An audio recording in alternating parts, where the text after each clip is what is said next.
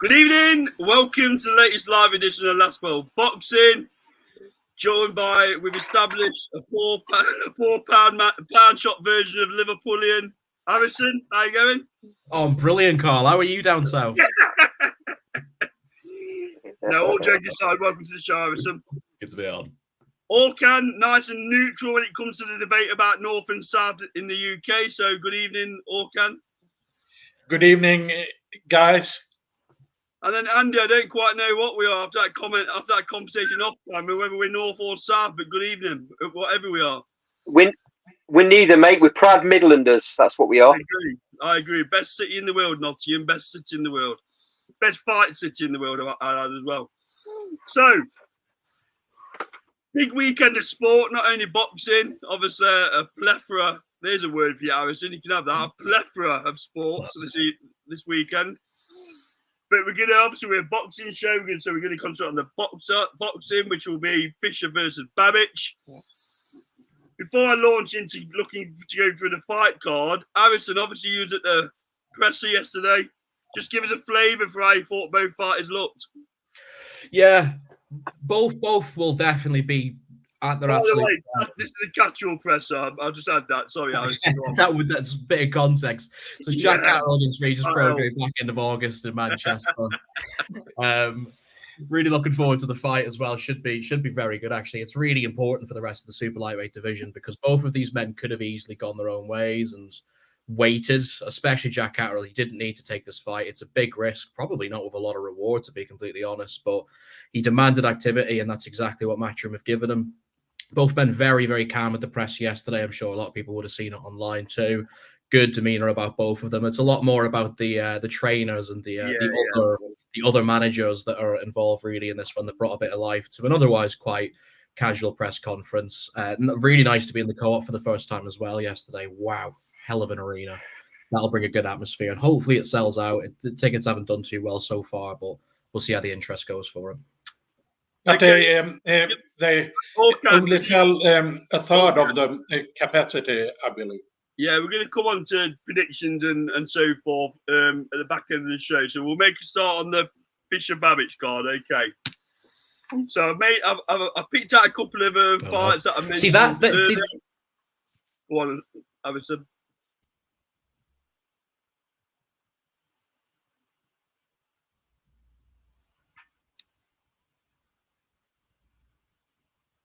Hello. You're back. So, can everybody hear me okay? Yes. Good. Yeah. Okay. So, John Edges versus Lewis Oakford. I'll be honest with you guys, I don't know too much about Lewis Oakford. But I'll come to Andy first for his initial thoughts on this fight. I think, honestly, and this is no disrespect to Lewis Oakford, I think it's a bit of a mismatch. Lewis Oakford's only had 1 6-rounder before this fight. This is obviously a 10-rounder for the Southern Area title. I don't think Lewis Oakford's got the experience. He's had 1 6-rounder. He's only 5-0. He's had 1 6-rounder, and he's had the rest of him 4-rounders. So he's getting into deep waters, mate. When he gets past that 6 rounds, if it lasts that long, I think Edges is quality. And unfortunately for Lewis Oakford, I think he's been brought in to get beat. Like I say, no disrespect to him. I don't know the guy. I've never seen him fight. I can only go on his record, unfortunately. I just think it's all balanced in Edge's favour, and he'll get the win. Whether he gets a stoppage, it's very possible he'll get a late stoppage because of the lack of experience over 10 rounds for Lewis Oakford. Okay, quite straightforward. Coming on to Harrison next. Harrison, same question. Yeah, look, this is a bit of a tricky one to sort of get your teeth into because, and correct me if I'm wrong, I don't think either of these men have been in a scheduled 10-round fight yet. No. So to be in an area title at that level, I get that you've got to promote next generation shows of area belts. That makes complete promotional sense because then you can move them forward. And I get Jamie Smith hasn't defended the belt forever. I think he's obviously gone on to different things. So I get that it has to be back on the line. I just don't really agree with it. For the actual fight itself, I've never seen Lewis Oakford fight. I didn't know who he was before this bill was put on, which I'm sorry, that is quite disrespectful. And I would know the depth of these divisions quite well, but he's one who's just eluded me for a long time. From what we've seen of John Hedges, I've been quite impressed. Yeah, really good power as well for a cruiserweight. It's what you want to see. He'll have a good following being from Essex as well, down there at the Copper Box. So you'd expect him to put on a bit of a show, but for this one won't go 10 rounds given the 2 engines we've seen from both men. Thank you. Orkan, same question. I haven't watched Oakford either, but I was at the Next Gen in London, and Hedges won on stoppage against them. I can't remember his name, but German-based Albanian fighter. It was a very easy stoppage win for Hedges there. So I will go for Hedges stoppage in this fight, round 6 to round 7. All I would say is we're talking about his power. He's only had 3 KOs in 9 fights. But he has looked quite good in all of his fights. At that level, though, you could argue he should have a higher rate than that at the level he's at, isn't it? Yeah, that's completely fair. And when he does, the problem you got, Carl. Go on, Harrison. Go on. I was just saying that at that level, you are right. He does probably need to show us a bit more. But I think whenever the opposition's a bit better, and whenever he's actually asked to go and win his fights, I think we will see a bit more power from him. Go on, Andy.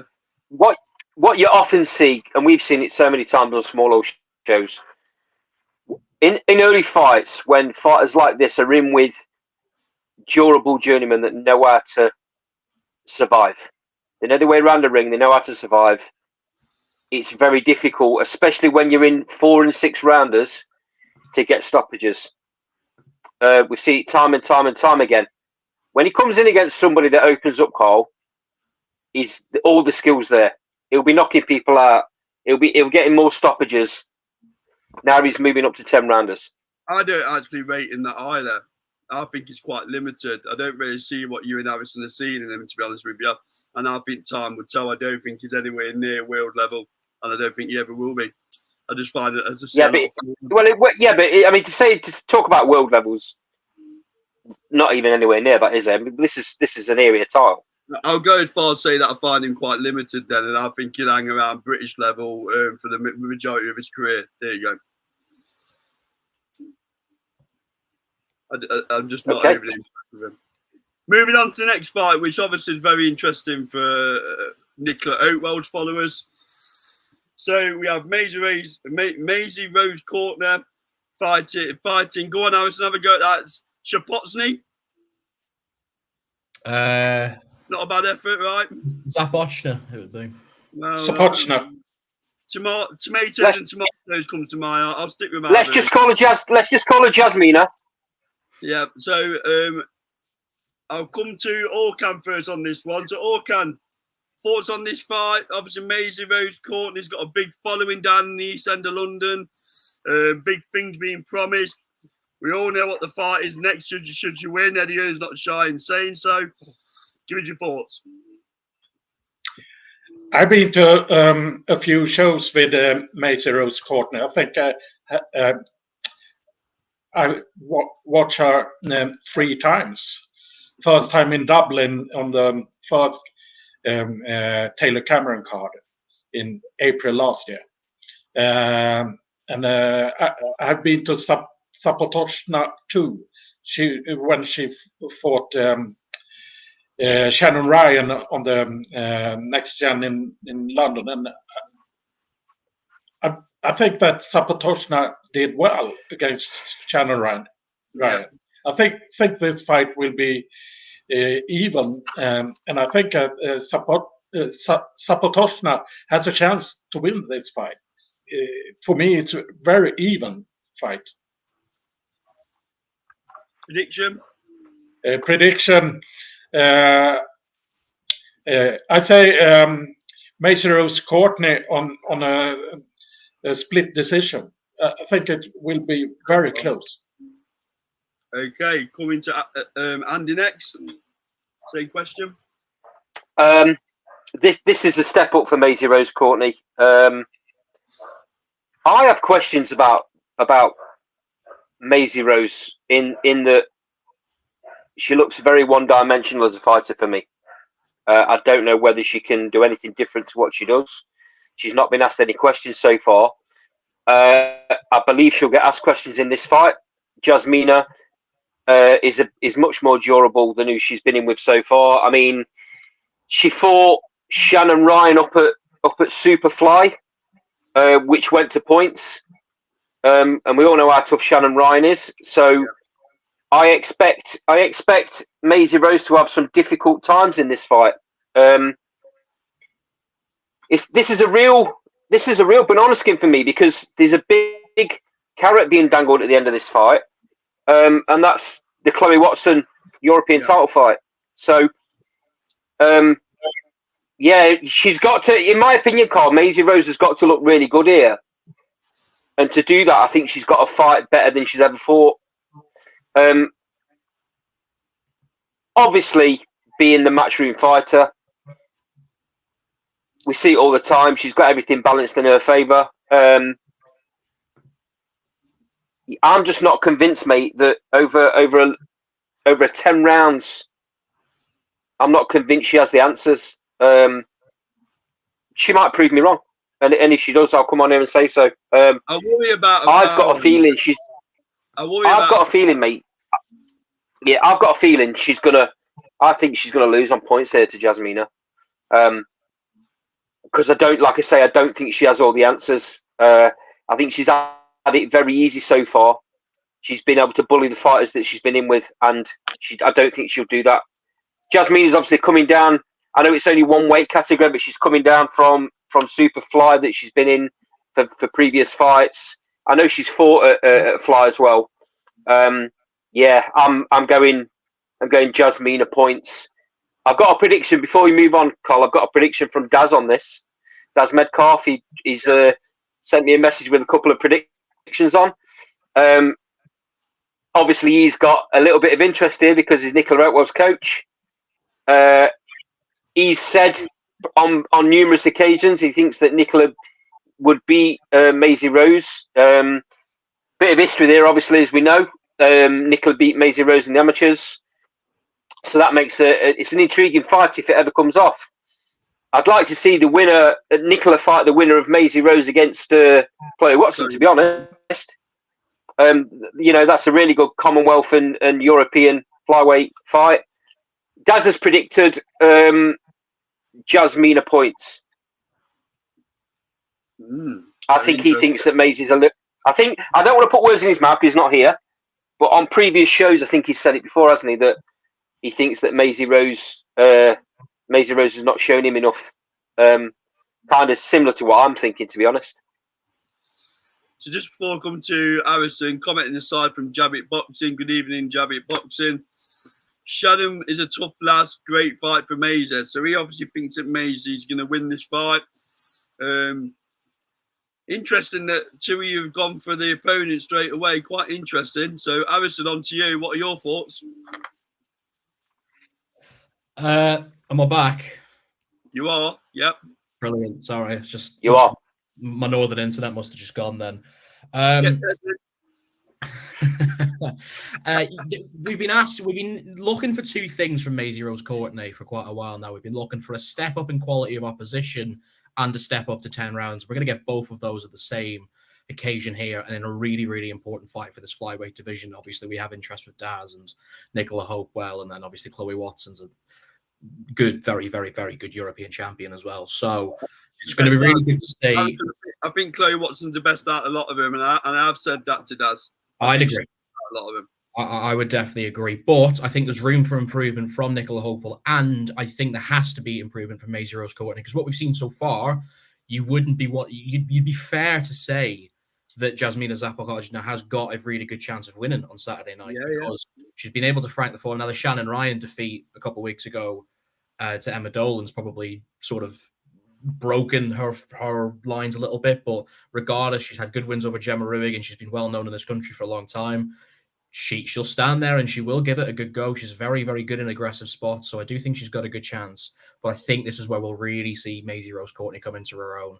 And maybe that's me Matchroom shelling a little bit too much, but I just think there has to be more there. I think for her to keep a long-term promotion and to be with Matchroom going forward, she needs to not only win fights, but she needs to look good doing them, because she needs to be marketable past these next-gen shows. Do you know what I draw parallels with, Harrison? How can it be that Matchroom, I don't know how to word this, how come is it that Chantel Cameron's no longer with Matchroom, yet he's keeping hold of Maisie? I think there was a bigger... Yeah, look, I think there was a bigger story behind the Chantel Cameron situation. I think that was that was much more neutral than it is anything else. I think that their time came when it did. I don't think there's been a fallout with Maisie Rose and Eddie Hearn. I just feel like he's going to want more into Harrison. He's going to want more. There's been nothing to demonstrate that she's got a long-term future in Matchroom in them performances. With the way Matchroom have been for the last couple of years, very ruthless, but at the same time, that's very good for fight fans, because we only want to see the best being promoted by the best. So for her to keep this contract, and look, if she did get dropped, I'm sure she'd be in Boxer or Queensbury within a flash, because she sells tickets. She's a big enough name now in the UK, so she's not going to struggle. But for her to keep that Matchroom block, and for her to be the top of that flyweight campaign for them going forward, she needs to look really good here on Saturday night. I think she will, and I think she'll win a wide points decision.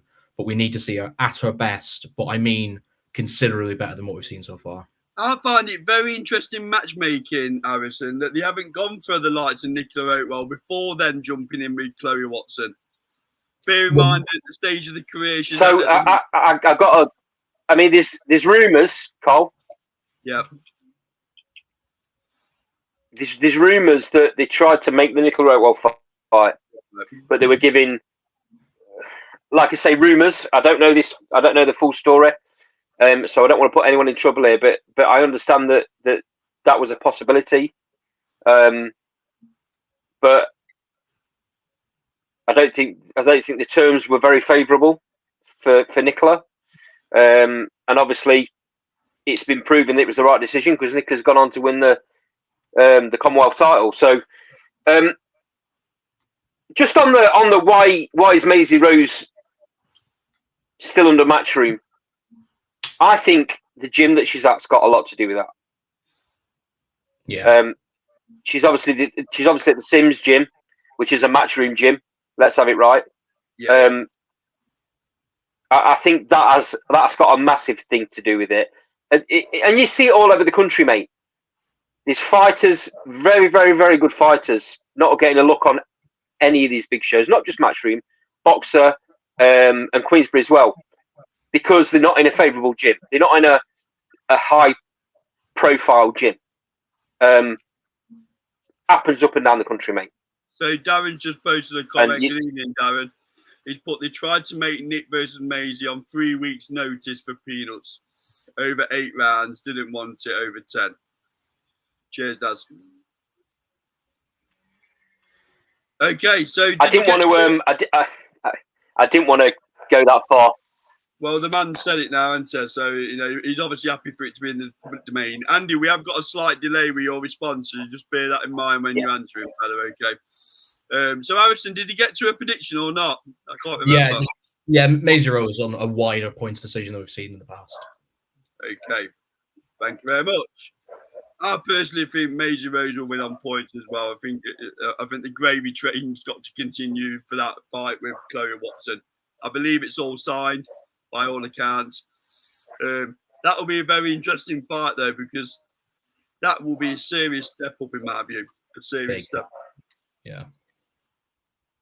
Okay, moving on to the next one, which obviously we've got interesting as well due to Giles being managed by Carl Greaves, a good friend of the show. So I'm keeping it fair this week in terms of who goes first and who goes last, because Harrison pulled me up on it last week. So Harrison, your first one up this time, fella. Over to you. It wasn't a case of being last. You forgot about me. No, that's a strong term. You moved on. He thought it was just not going to happen. It's a strong term, that is. A strong allegation, I might add, Harrison. A very strong allegation. And a firm one. Where are we with this one then? Reece Bellotti and Levi Giles is probably fight of the night for me. Well, I suppose Babic and Fisher will be really good. That'll be for as long as that lasts. But I think in terms of box and raw ability, these two semi-veterans of the division, which is weird to say for Levi Giles already, but they've been around for a minute, both of these guys, and they're always in really, really good fights, especially Reece Bellotti. He's one of my... He doesn't always win. He doesn't always get his decisions, but I'll tell you what, he'll always come to have a good go at it. So really looking forward to this fight. Levi Giles, yeah, he's come off the back of that Michael Gomez Jr. very, very unfortunate loss as well. That was razor thin. You honestly could have gone either way, I thought, that night. I just went Michael Gomez, but you really, I don't dismiss anyone who went with Giles. He's had a couple of wins since. I know they've been on sort of smaller shows up in the northeast somewhere. Is it Grimsby, Scunthorpe area? So where's Grimsby? The northeast? Jesus, yeah. It's basically in Scotland, man. We need to have a geography map with you sometimes, Harrison. Either way, he's been building a really nice portfolio in wherever Grimsby is, and he'll have done well. But then again, the momentum train of Levi Giles can be sort of matched by what we've seen from Reece Bellotti recently. He's been on a bit of a tear up as well. So the Liam Dillon fight in particular, that's a big, big win to have, because a lot of people didn't have him even close in that one. So, and he won that very well, I thought, as well. I don't know if the cards were a lot closer, I thought, than they should have been. I don't want to be on the fence here, really, but it's so tricky. I think we're going points. I don't think we're going to get any sort of stoppage. I'm happy to say either man can win. Gun to my head, though, I'd say Reece Bellotti takes the smallest of split decisions. Can we say that Bellotti's having an Indian summer? Yeah, very, very possibly. You don't feel like he's going to go on. I mean, he's got this British title, obviously, but would he win the European title? Probably not. I don't know. Maybe he'd be in a good fight, but yeah, Indian summer's a really good phrase to use, because you've got to think he's been around for ages. He could have packed it in. He could have packed it. Who was it he lost to? American lad, Raymond Ford. Yeah, Ray Ford. Yeah, he could have easily packed his bags then and said, right, I've done my bit for boxing. But, he stayed on. Indian summer's a great phrase to use, really. Cause thank you. Really good. No, so worries. The journalism's rubbing off on you, which is good to see. No, yeah, thank you for the sentiment. Yeah. Orkan, over to you, fella. What are your thoughts on the fight? I agree with Harrison. This could be the fight of the night. Reece Bellotti and that Liam Dillon fight at the Next Gen in London. What a fight that was! It was, for me, it was a surprise that that main event, that it was so good. I hadn't expected that fight to be so good. So that, for me, saved that show. Was ringside there, and so I've seen more of Bellotti than Giles. So I will go with a decision win, unanimous decision win for Bellotti. Okay, thank you. Obviously, Andy Calgary, he's had a busy couple of weeks before, busy couple of weeks coming up with Davey Evanesian as well. Give us your thoughts. Yeah, I'm really happy for Levi Giles getting this fight, mate, because I think he was harshly treated. Gomez was disgusting in the build-up to that fight. What happened at the presser? Was it the presser or the weigh-in where he shoved Giles over? He left a bit of a bad taste, that, for me. The fight was very, very close. Really good fight. And I agree with Harrison. It could have gone either way. I think Giles picked it, but maybe that's a little bit of bias in me saying that. But it was a very, very close fight. I can't argue either way with that. But I'm glad he's getting this shot, mate. As for Bellotti, he's one of them really exciting fighters. You know you're going to get a great fight. He's fell short a little bit in the past, obviously, previously, with losing to Ryan Welsh on points, losing to Jordan Gill on points, and then being stopped by Raymond Ford in 3. I mean, that's no slight on him, to be fair. They're all good fighters. Very close, this fight. I agree, again, with Harrison, it's fight of the night for me. I'll tell you why I think that when we get to the Johnny Fisher fight, but I don't know how to call this. I really don't. It goes to points for certain. and it's going to be very, very close. For Giles to get the win, though, he's going to have to win rounds clear. Because of that, I suspect Belotti will just pip it. Yeah. So I'm going Belotti just on points. I'm going Belotti points as well. Because it's similar to Ander, he's gonna have to produce the performance of his life, really. If I'm honest, on this card, if he wants to come away with a win, Levi Giles. So I'm going to go Belotti. A few comments on the side. Harrison, Mr. Medcalf has said the following. Oh no. I hope Carl and Harrison are ready for a bet when Nick whips Chloe Watson laugh out loud. So obviously I can't endorse gambling, Daz. Maybe we do something for charity. I've always said Chloe, and it's just a gut feel. I know you respect the fact that I that's my thoughts. But Harrison, maybe we do something for charity when that fight comes off, right? Absolutely, yeah. As a member of the gambling commission and someone who takes the game very seriously over in horse racing, I would definitely more advise, something that can go towards charity, something towards a boxing charity as well. But absolutely, look, I tell you what, and just to answer back, I suppose I'm not dismissing Nicola Hopel's chance at all. Just based on what I've seen personally, I just think Chloe Watson's just got a little bit too much. But I tell you what, either way, cracking fight. The type of fight you really want to see headline a sort of GBM show, or something that will get like a nice bit of attention as well. I think that should main event wherever it happens. I feel I've got to say, please gamble responsibly. There we go. The famous 3 words. I suspect, guys. I suspect that lands on Channel 5. It should headline Channel 5 if it does, but I suspect it lands on Channel 5, and you can count me in on that bet as well. I don't think it's... Nicola's made the more improvement, in my opinion, from what I've seen from Chloe Watson in the last couple of fights. I don't think she's improved dramatically from her earlier fights, and I think Nicola's made massive strides on the Daz. I don't think it's strong enough to headline Channel 5, if I'm honest. Just GBM every day of the week. I hope it's Commonwealth and European, though, Harrison. Yeah, but I ask your local pub person, are they going to know who those two are fighting on a Friday night on Channel 5? Well, they haven't got the commodities. I know they've got the belts. And I hear you. They haven't. I hear you. But then Channel 5 haven't got exactly the biggest names on there recently. But they would still rather have Lyndon Arthur in a 6-rounder in Bolton than they would have those two headline an event, because people know who he is. You have to build the profiles of those ladies up first, unfortunately. Yeah, I think I agree. I think it'll be a GBM card, if I'm honest. So Daz has responded. Chloe's class 100%, and I appreciate your guys' honest top stuff. No worries, Daz. Like I said, we'll sort something out near the time if and when it gets announced. Definitely. He also put that's why this shows the best no sheep on here. Correct. Okay. Moving on. So, Johnny Fisher versus Babic. Obviously, Babic has finished messing around at Bridgeweight, I'd suspect now. So, interesting fight.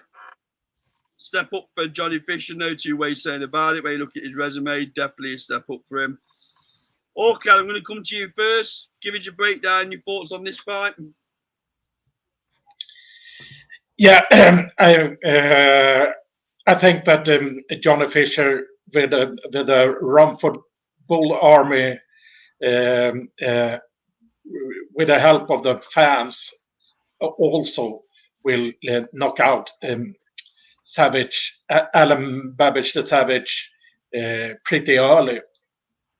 I think it could be a knockout in round 5 for Johnny Fisher. Short and sweet. Looking at my list, it's Andy next. Andy, same questions. Have you actually made a list? I don't want to upset Harrison. No, he hasn't. He hasn't, mate. He hasn't. In that line, Harrison. Frank. You don't get this banter anywhere else, Harrison, do you? You don't get this banter anywhere else. Who needs a 9 to 5? I'd be quiet or you're off my list. Go on, Andy. Right. I think Johnny Fisher is one of the most improved heavyweights in the UK. He started off with and we've had it on this channel actually from certain people that have been on the channel that thought he was nothing more than a YouTube boxer. I think was quoted. Am I right, Cole? Come from a certain Lee by any chance? I can't remember him being called a YouTube fighter, Andy. I can't remember.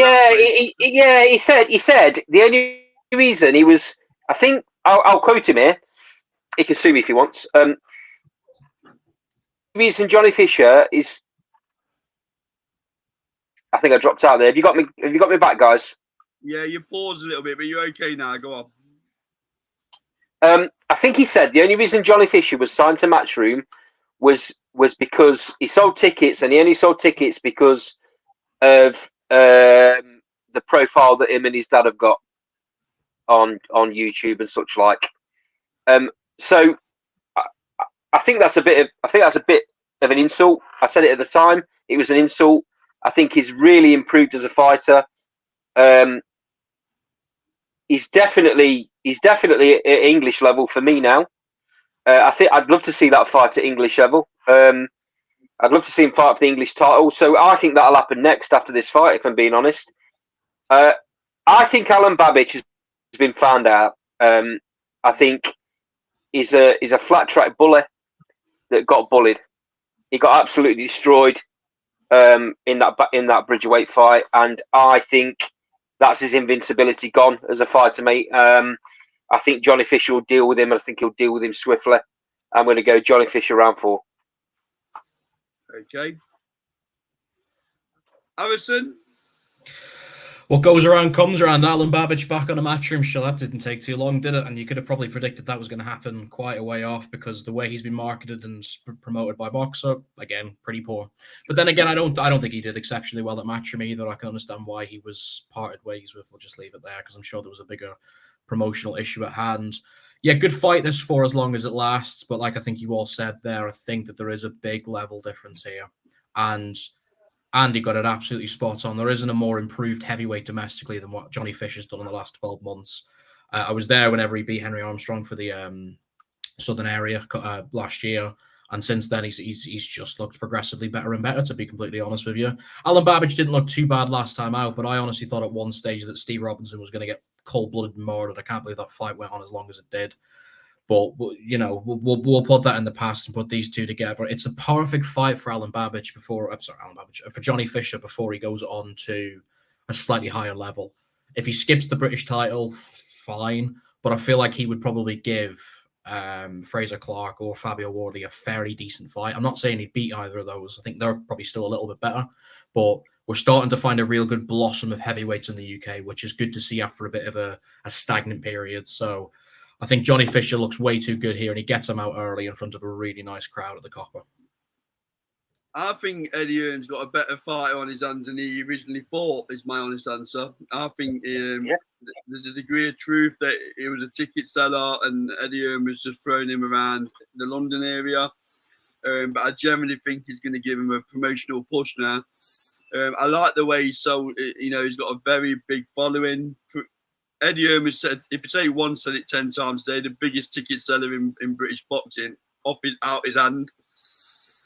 I think he is improving. Babic is just going to put his gloves up and march forward. Let's have it right. That's all he can do. He's just going to walk forward and try and walk Johnny Fisher down. Too big, too powerful. Babic is too easy to hit. So I think he's going to have him out there about round 4. That's what I'm going for, about round 4. But props to Johnny Fisher. He's worked hard at his craft. And he's come from boardroom being the joker of the British heavyweight division to being a serious contender now. So props to him. So just off Daz again, I forgot to call it out. So the Reece Bellotti fight, he thinks Bellotti wins round 9. And Johnny Fisher, he thinks Johnny Fisher KOs Babic in round 3. Okay. So we touched on the Catterall Prograde fight early on with Harrison giving a bit about the press conference, but we're going to go a little bit more into depth now and give actually our predictions of how we think the fight's going to go. I know we'll probably cover this again before the fight arrives, but I thought it'd be worth getting some early views because we do sometimes change our opinions. So I'm going to come to Andy first on this one. So Andy, give us your breakdown of the fight and how you think it goes. Okay, so I actually think this is a tougher fight for Jack Catterall than the Josh Taylor fight. I think Prograis right now is a better fighter at this weight than Josh Taylor. That being said, I actually think Catterall comes through the fight. He finds a way. It's what Jack Catterall seems to be able to do. A lot of people question whether he's capable at moving up the levels, whether his skill's good enough. The only thing I would say is maybe he's not heavy-handed enough to keep certain fighters off. But Prograis very similar in my opinion. He's not a massive puncher. I think it's going to be a bit of a chess match that Jack Catterall is brilliant at. He's brilliant at making fighters miss. His defense is really, really, really good. And I think he comes away with a points win in this fight. It's very tough though. Regis Prograis is a great fighter. But yeah, I think Jack Catterall sneaks it. I think he's a lot better than people are giving him credit for. Okay. All I would say is 29 wins, 24 KOs, so the guy can bang. Coming on to Harrison next. Harrison, give us your thoughts. It's just it's an unnecessarily good fight. I think that's the best way of describing it, to be honest. Does it need to happen? No. Am I glad it is? Absolutely. We were talking earlier about Jack Catterall's need for activity to be kept busy whilst he waits for the whole super lightweight division to sort of develop and figure out what it's going to do with itself, because it's in a bit of a weird period of fighters moving up like Teofimo Lopez and others. So we'll see how all that plays out in the next year or two. It's a really dangerous fight for Jack Catterall, but if he comes on from that Josh Taylor performance, well, both of them, I suppose, then you'd like to think he stands a really good chance of getting the best to get through Regis Prograis. Prograis is incredibly dangerous. When he was at his absolute best around the time of that Muhammad Ali super lightweight trophy time, he was just, I was in awe of him. I really, really was. I didn't give Josh Taylor a chance at the O2. I thought Prograis would just come over and completely outbox him. Got proven wrong that night, but then since he's gone on to win the world title and lose it again. But then Devin Haney, he's above the level of these two. If either of these men were in with Haney, I wouldn't pick either of them. For this fight specifically, though, Jack Catterall in his back garden, hopefully a really good crowd, should be bouncing in that new arena. I think that the momentum will just carry him over the line. I think it's going to be a grueling little fight, really technical. I think it'll go 12 rounds, and I think Catterall will take a close enough decision. Okay, Orkan, you're next. I think this fight is it's much better than when I read of people's thoughts on Twitter when the fight was announced. Was a lot of people that didn't thought that was a good fight. After Prograis, when the Haney fight, when Prograis lost every round. But I think this is a good fight, and I'm looking forward to be ringside for this fight. But I think, like Harrison there, that Catterall, with the help of the his home in Manchester, could win on a close, maybe split decision, but close decision. Okay, a couple of comments on the side. So Darren Medcalf has said, a great bit of matchmaking for me. Catterall getting Prograis at the right time. He's not the fighter he was, but still a name. I'd say Prograis can hit as well, so Catterall can't take liberties. That guy says Catterall on points will be my pick. Phil Prograis seemed on the decline with Cattrall going in the opposite direction. So I'll give our views now. If Prograis got anything left in the tank, he'll beat Cattrall. He'll beat him. I think Prograis a better fighter. He's 30. What is he? 35 now though, Prograis. So it depends where he's in his career. I think Cattrall's in for a scrap here. Take Taylor win away. His resume's not that great, is it? Not through no fault of his own, but his opponents aren't that great. So Prograis. Sorry, go on. Yeah, you finished. So I fancy Prograis to win this fight because it's his last opportunity to get back to world level as well. So I think he'll have that bit between his teeth. He's got much more know-how than Cattrall. And I'll be honest, I wasn't overly impressed with the Taylor fight with Cattrall. People are raving about him. That was a very close fight. It was a very close fight for me. So would Cattrall have beat the Taylor that Prograis jumped in with all them years ago? Probably not for me either, because Taylor was at his peak. So I think there's a lot of question marks here. So I'm going to go for Prograis to beat Jack Cattrall here. I think how big is that if for you? So you said there about how Prograis, if he's got enough left in the tank, he should be good enough to beat Jack Cattrall. Yeah. I don't know how far past his best is, but would a 60% version of the Josh Taylor fight be good enough to win this? I'll go 70. Okay. If Prograis got 70% left of what he was, he'll beat Cattrall.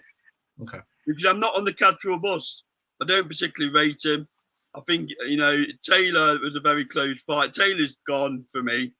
He didn't look the fight he was, weight drained.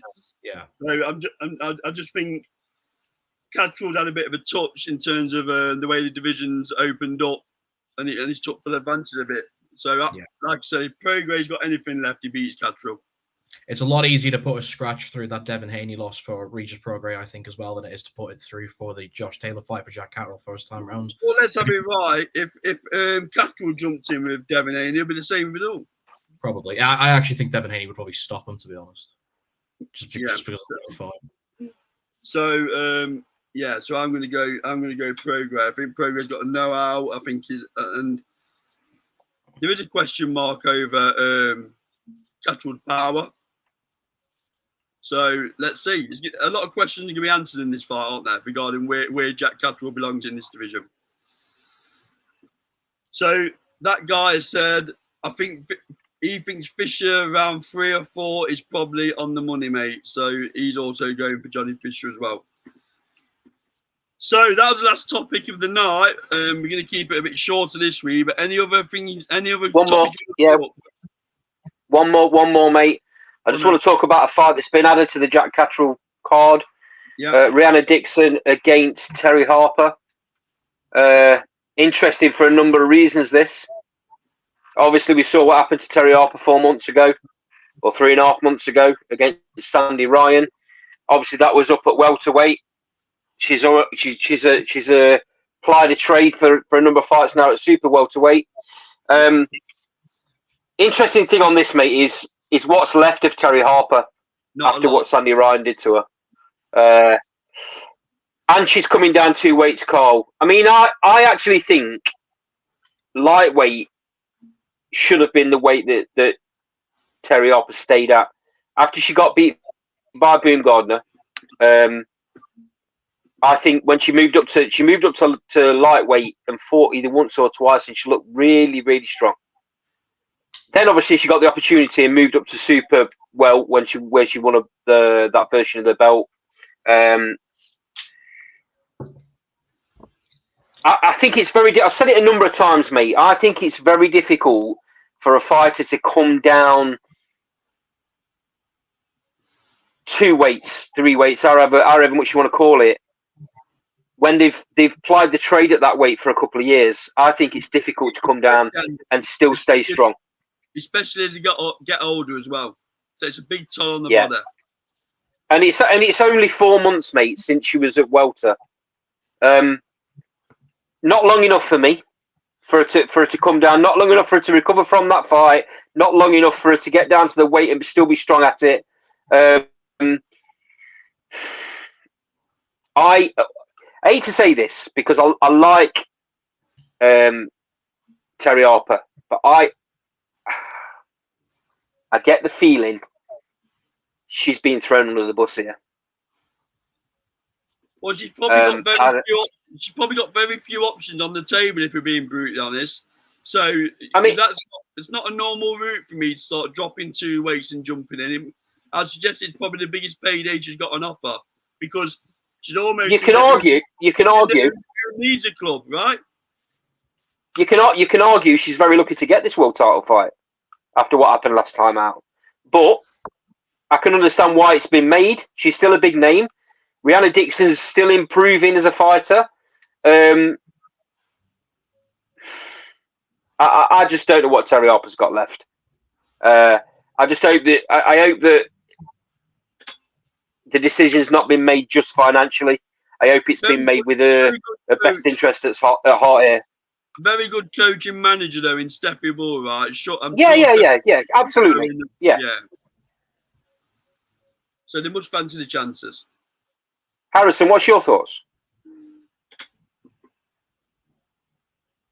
You're back with us, Harrison. You're back with us. Oh my God, goodness me! It's because Nottingham's so far over that I think I can actually. Normally it's Ander, and it's amazed me every time how Orkan's smooth as anything, and he's God knows where in Europe. No, he's actually in Northern. So, sorry, what did you ask? I asked what your thoughts are on Rihanna Dixon and Terry Harper. I've got, and I don't do this very often, I've actually got a really strong opinion on this. And maybe it's my Lancashire head talking, I don't know. But I think Rihanna Dixon's going to absolutely blast through Terry Harper. Like quite destructively, to be completely honest. I think she stops it, to be honest. Terry Harper is going to be unbelievably weight drained. That's a massive issue. She's proven that she's not at this level anymore, unfortunately. And on her day, she was a class fighter to watch. I really liked her. Good personality. She's a very likable woman. But unfortunately, there's this, I think, Carl, you've got to bang on. She's been thrown in hell here by Matchroom. It was purely a case of drop a couple weights, give our lass a world championship fight. We'll give you 50, 60 grand for it, however much she's getting paid. You know, snap your hand off, walk out of the sport with your head held high. But I think the way that Rihanna Dixon's been improving the last couple of fights and the way she looked against Karen Carvajal, this is over quickly. This really is. I think it's a mismatch. It's not a great if that's the co-fight on the card. It's not a great co-feature. I don't think. Harrison, it smacks to me of a fighter that's chasing a purse, right? Who's chasing a payday, and it can get dangerous. Let's be honest. And more life to her because she deserves it. She's been a good servant of British boxing for a long time. But like I said, they've done this intentionally. There would have been way harder fights out there for Rihanna Dixon. There would have been unifications at lightweight that she could have gone towards. She could have waited for the Katie Taylor-Serrano thing to sort of figure out what that was going to do. Instead, they've gone down the route of Terry Harper, which fine, fair enough. But I just think this is a severe mismatch, personally.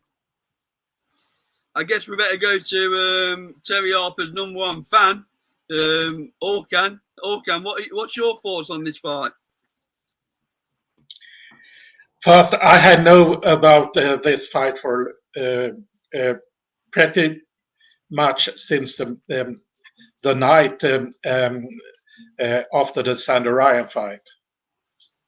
Andrew Bullcroft, aka Steffi Bull, told me about that on the night after the fight that Terry will go down to lightweight. So, and Eddie Hearn said in interviews just a couple of days that Rihanna and Dixon fight was he wanted the Rihanna and Dixon fight, but I didn't thought it was next. I thought that fight. I thought that Terry Harper would take a lesser fight at lightweight now, and then go for a title. So I think this is too soon for Terry Harper, but I hope I'm wrong with it. But the weight issue, I think that I believe that Terry hasn't made the full weight for the super welter, and she didn't at the Sandy Ryan fight either. So I think the weight issue maybe I think that Terry Harper could be good at lightweight, but title fight is too soon. you'd rather had another fight in between, right? Just to gradually get down to that weight. Interesting. What's your thought, Carl?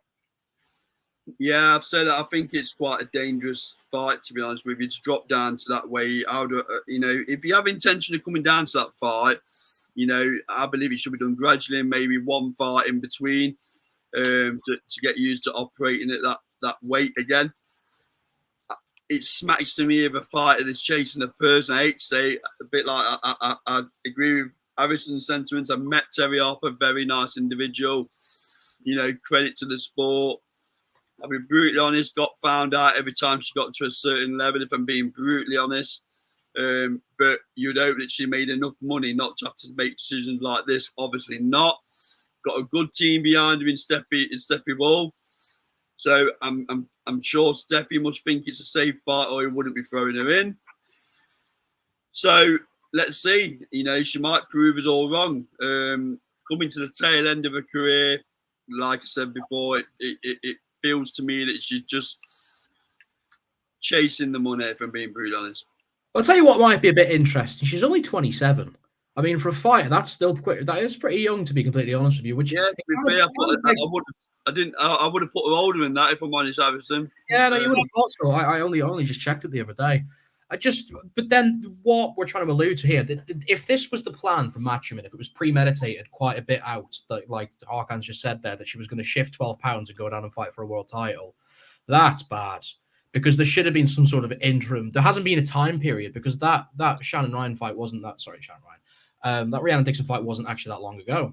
So, there hasn't been an opportunity for her. There's not been ample time to go and actually fight and then fight for this world title. She should be fighting on this next gen card on Saturday. If she does well, she should be going to fight then in Manchester instead. Well, look at Eubank when he tried to boil himself down to certain weights, and the toll it took on him. You don't play boxing, do you?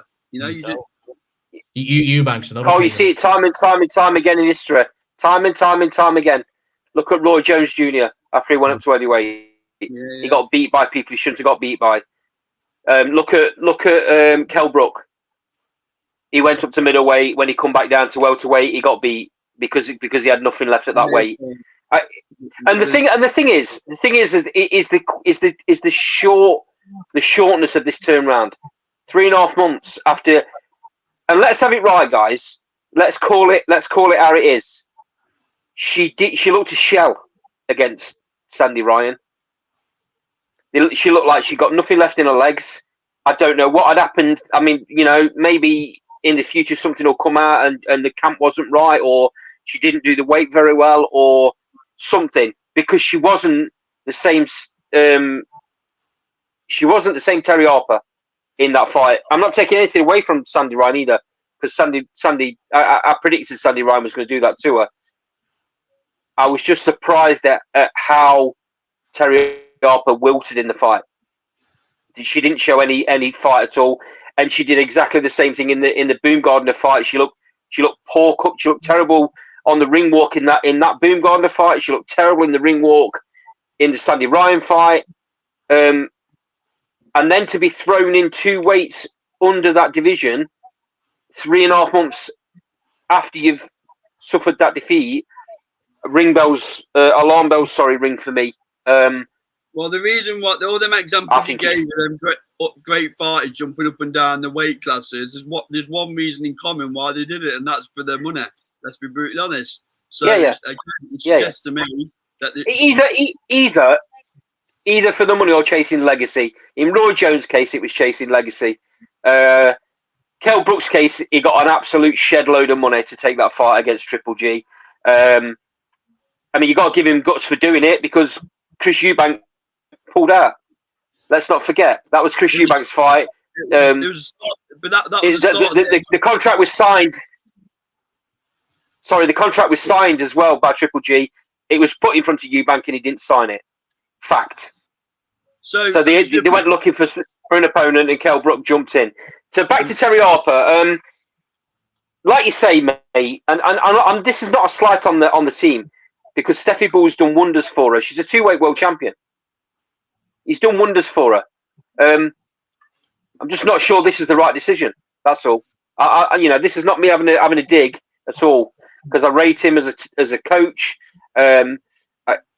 He's obviously done the right thing for her in the past as a manager. You're allowed to disagree with a decision without having a dig. There is a different. You're allowed to give you. Yeah, and that's what I'm saying. I don't want it to come across like I'm slating him, because I'm not at all. I've been a fan of Terry Harper's over the years. I was very surprised when I saw this announced. I think Hawkins right. She should have had a fight at lightweight before she went for a world title. But clearly, this is put on the table. And does she think that she's never going to get that chance again? Is it something they couldn't turn down? It could have well been the only option on the table. We don't know. She's at a stage of her career where she's had a few losses, and it probably just financially makes sense for her to take it. Yeah. And my opinion is that if you lose a world title fight, you should get another world title fight next in another weight class. That's my opinion. You must love John Ford. Yeah, I'm just going to pick comment up in the side. We've got John Fiore in the chat. Wow. I can't take Eubank and Connor seriously. They are just one above you two fighters, in my opinion. Eubank's done me head in, because we've talked. Well, actually, sorry, it's more his old man, to be honest. And I loved him. I thought he was a great character. So he's gone through this whole, I won't let my son fight at 54 or 60 because if he trains the weight, he will die in the ring. So what's he done? Stuck him in with Canelo. You make 50 pence out of that, I'll try and make £1, because I don't understand how that family works, or the mental arithmetic that goes on. But God, they annoy me. Yeah, well, he's with Artem Eubank now, trying to work his magic with him, Chris Eubank Senior, isn't it? I don't know what's going on between Junior and Senior, but there's obviously a rift there somewhere. There's not just a rift there, Carl. There's a rift with Junior and his promotion team, because he's left Sauerland and Wasserman.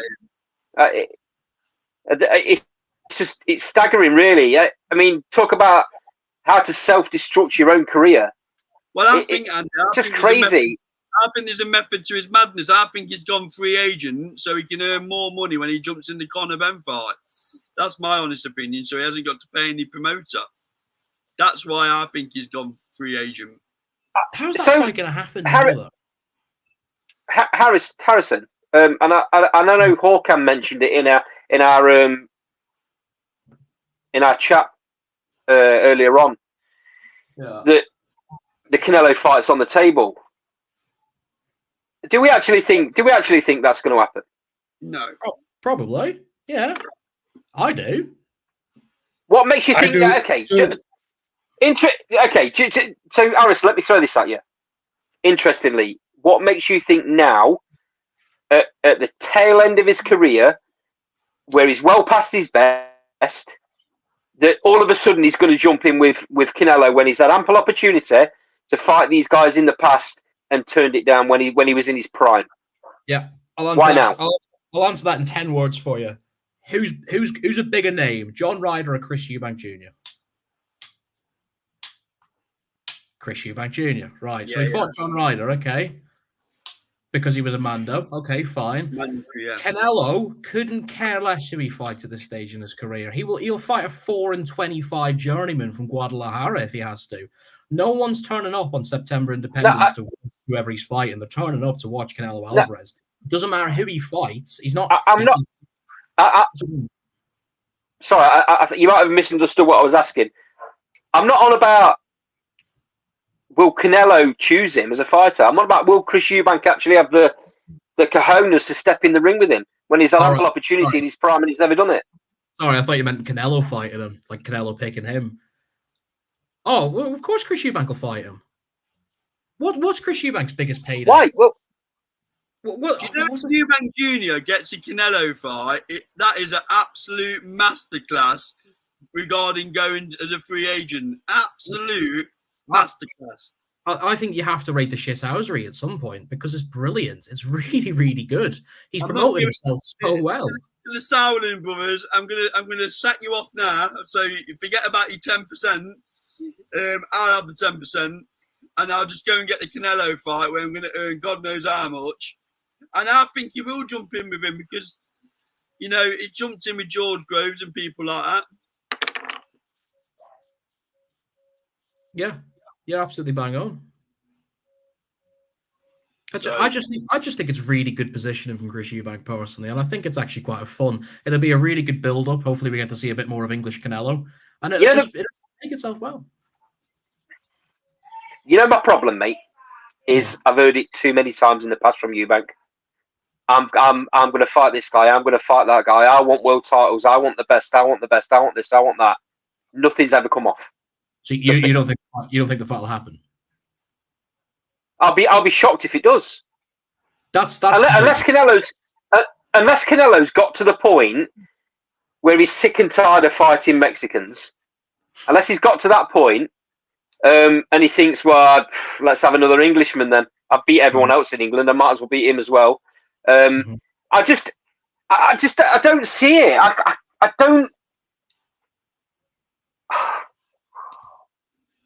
I don't see Canelo getting up for this fight because I don't see what Chris Eubank brings to the table to make Canelo want to get out of bed and train. I really don't, mate. Yeah. Look, 5 years ago, I could see the interest in the fight. 5 years ago, I could see the interest in the fight. Yeah. Right now, I don't see the interest in the fight at all because what's Eubank actually done? What's he done? I don't know. He split a couple of wins against Liam Smith. Nothing exciting, to be completely honest with you. Like he's beat Liam Smith once, and he's got smashed once. Yeah. No, there's no justification from being in the ring with Canelo, but because of the politics of the sport and the way that it moves these days, if you're as marketable as Chris Eubank Jr. is, that's why he's going to get this opportunity, because the build-up will be really good. The Eubank household name is big in the States, of course, so you're able to sell that as part of the package in Vegas. So there's amalgamations there to say why this is a really good fight, and I think those are just two of probably a plethora, to be completely honest with you. The other issue is who else is Canelo going to fight at 168? And don't say David Benavidez, because it'll just piss me off. But honestly, there's no one else that's there for him to fight now at this stage, is there? He's beaten Charlo, he's beaten Caleb Plant, he's beaten everybody there is, really, hasn't there? So who's he? It was the Berlanga fight. Now he's beaten Munguia. Now he's beat. Yeah, but look, Berlanga's the one, but I just don't think he's got the profile just yet. Maybe one or two more fights will see that, but right now I'm not. If he fights Chris Eubank, I don't think that's a bad fight, to be honest. Well, sorry, it is a bad fight, but I think it's understandable why they'd make that. I mean, the fight sells, Harrison. The Eubank fight sells in the UK. Mm-hmm. I'm not convinced Eubank has got any sort of a name over in the States or in Mexico. I don't think. You speak to average boxing fans in America, they won't know who Eubank is. They'll know who his dad is. Yeah, but maybe just on the Eubank name, the fight could get made. But off of his own back, Chris Eubank Jr. is not a name, mate. Yeah, but in America, you don't need a name, to be completely honest. If you're going to fight Canelo on Mexican independence, you don't need a name. You just need to be a body in the ring, and PBC will take care of the rest of it. They'll still sell 4 or 5. I get that, but I get that, but you just said Berlanga's not a big enough name. But it could have been Berlanga. I'm not dismissing that it could have been. I just think that this makes a lot more sense for everybody involved to make this fight. And obviously, Canelo will see Chris Eubank as a much lesser danger than Berlanga, because Berlanga is a very good fighter. He could be anything, and maybe he just doesn't want to take that risk. That's why he won't fight Benavidez at this stage. Berlanga was a front runner before today for this fight. And the source, Chava ESPN, that's a credible source. Mm-hmm. So I can see it happen. Eubank Jr. fight might happen. Great. Brilliant. You're not happy? Well, no, I'm not, mate. I'm not, because I don't think he deserves it. He definitely doesn't deserve it. I don't think he's had, like I say, he's had opportunities to become to be fighting for world titles against the very, very best in the division at the time. when he was at his best, and he would have had some sort of a chance in some of them fights. But he never took them. Nah. Yeah, that's fair. If you believe in yourself, you take the fight. I get Triple G one's the. Sorry, go on. The Triple G one's the big one for me. Mm-hmm. The fact he backed out of that fight after making all the noise in years building up to it, making all that noise. He gets the contract in front of him, and they don't take it. Mm-hmm. And he's done since that point. He's done nothing, mate. Yeah. No, absolutely nothing. Not proved anything. Not beat anybody. Yeah. He's had an incredibly stalled career. I think his promotional issues have been a massive part in that as well. I feel like I've watched him fight on every network I could possibly imagine. Things just haven't worked out. From the ITV blowout, obviously didn't help, but even regardless, he just hasn't helped himself, unfortunately. He's inactive as well, which his biggest win, Harrison, since not taking that Triple G fight, his biggest win is Liam Smith with a bad back. Yeah, probably. Or having to lose £30 in no time at all, and having nothing left on the night. That's his biggest win. No, so there's a comment in the side from that guy. Says Eubank Jr. I kind of liked at the WBSS because some of the champions ducked that really great tournament. Since then, he went to PBC, got highly ranked and left. Got KO'd by Smith and won a rematch. Great. He's also going to say Eubank Jr. versus Munguia will be highly entertaining. Laugh out loud. Eubank Munguia? Well, there's no interest in that fight, is there? No. Why would Munguia? Munguia's too good. I mean, Canelo has been making noises about coming over to the UK to fight. I'm not suggesting he's going to do that in September. I don't like that. No. Do we think we see him over on these shores before he finishes his career? Probably not. It's so hard because you'd have to offer him something unbelievable because he has his schedule in Vegas with Cinco de Mayo and then September. He's the perfect calendar breakaway because everyone else has to work around him because he's going to fight in May and September every year. So unless there's a good enough sort of, Riyadh season or a Matchroom offer to bring him over to the O2, would he sell at Wembley? I don't know. Of course he would. On his own, mate. No? I don't. On his own. He's the biggest name in boxing. On his own, he sells it on his own, mate. AJ's not even sold out Wembley right now. Yeah, I think with the right dance partner, is a given that he does. I'm not sure. The thing is, the problem with AJ, Harrison, the problem with AJ is that he's been at Wembley enough. He's done all the big shows 1,000,001 times. He needs freshening up for AJ. That's why he's not selling the tickets. For Canelo to come over to the UK for a one-off at Wembley, those tickets would sell out quicker than any fight in British boxing history, in my opinion. In my opinion, because everyone would want to see Canelo live. Canelo in the UK. The problem that we've got, ticket. Sorry. My opinion is the ticket prices for Canelo fights, and those prices will not sell out Wembley. I agree, and I think that's what half the reason with the Wembley card. The cheapest ticket's 70 odd quid by the time you face value. Then you got your administration on top of that. Well, really cost of living crisis in the UK. So whereas in previous years when AJ's fought at stadium fights, we've had more dough in our pockets to be able to do things. So I don't think it's. They've been cheaper as well, Carl. Say again. The tickets have been cheaper as well. Yeah, you've had 40 quid tickets, haven't you, up in the Evans? So I don't think it's a decline in desire for people to watch AJ. I just think it's a cost.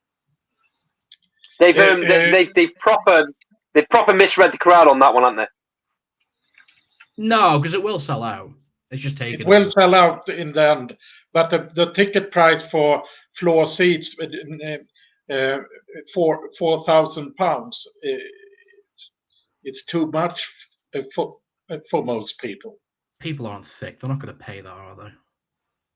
They'll reduce the Nah, ticket. it will sell out because you got a Oh, lot. it will, yeah. You got a strong London presence in that main event with Dubois and AJ. I know they had that little pantomime spat to try and sell a few more tickets. It was pantomime for me. It was good, though.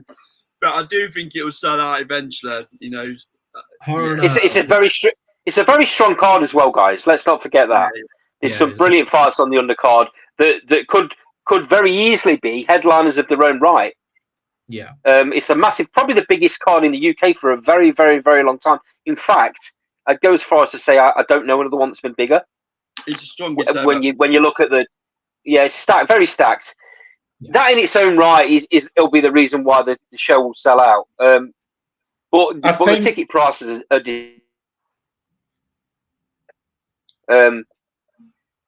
it's just not right. It's not right. They're taking the absolute piss out of the British public. It has been reported today that it has now sell 85,000. Well, it'd be interesting to see what they're going to charge us for pay-per-view. That'll be the next thing. 30 bob. Yeah.